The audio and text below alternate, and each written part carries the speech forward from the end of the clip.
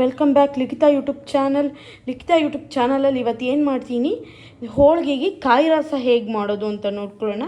ಇದು ತೆಂಗಿನಕಾಯಿ. ಈಗ ಕಾಯಿ ಹಾಲು ಮಾಡ್ಕೊಳ್ಳೋಕ್ಕೆ ಗಸಗಸೆ ಇಷ್ಟನ್ನು ಹುರ್ಕೊಳ್ಳೋಣ. ಇದೊಂದು 2 ಮಿನಿಟ್ಸ್ ಹುರ್ಕೊಳ್ಳಿ ಅಷ್ಟೇ ಸಾಕು.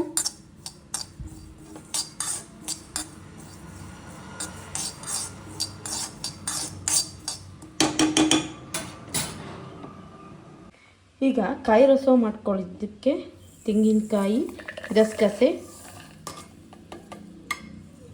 ಹುರ್ಕೊಂಡಿದ್ದು, ಗಸಗಸೆ, ಏಲಕ್ಕಿ ಇಷ್ಟು ಹಾಕ್ಕೊಂಡ್ರೆ ಸಾಕು. ಈಗ ನೋಡಿ ಏಲಕ್ಕಿ ಕಾಳು ಹಾಕ್ಕೊಳ್ಳೋಣ. ಇಷ್ಟೇ ನೋಡಿ, ಕಾಯಿ ಹಾಲು ಮಾಡ್ಕೊಳ್ಳೋದಕ್ಕೆ ರೆಡಿ ಆಗಿದೆ. ಈಗ ಪಾತ್ರೆಗೆ ಹಾಕ್ಕೊಳ್ಳೋಣ. ಈಗ ನೋಡಿ ಘಮ ಘಮ ಅಂತ ಇದೆ ಕಾಯಿ ಹಾಲು. ಇದಕ್ಕೆ ಸ್ವಲ್ಪ ಆಯಿಲ್ ಗ್ರೀಸ್ ಮಾಡ್ಕೊಳ್ಳೋಕ್ಕಷ್ಟೇ.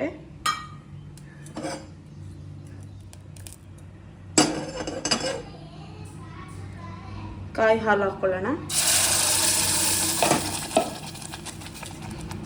ಕಾಯಿ ರಸಕ್ಕೆ ಬೆಲ್ಲ ಹಾಕ್ಕೊಳ್ಳೋಣ.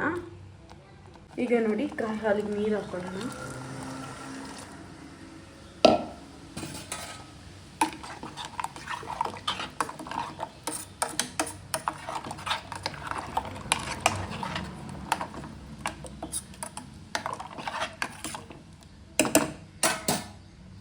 ನೀವು ಇದನ್ನು ಮಾಡಿಕೊಂಡು ಹೋಳಿಗೆ ಜೊತೆನಾರ ತಿನ್ಬೋದು. ಇಲ್ಲ ಈವ್ನಿಂಗ್ ಹಬ್ಬ ಎಲ್ಲ ಆಗಿರುತ್ತೆ, ಹೆವಿ ಫುಡ್ ಆಗಿರುತ್ತೆ, ಲೈಟಾಗಿ ಒಂದು ಗ್ಲಾಸ್ ಕುಡಿದ್ರೆ ಸೂಪರ್ ಆಗಿರುತ್ತೆ ಟೇಸ್ಟು.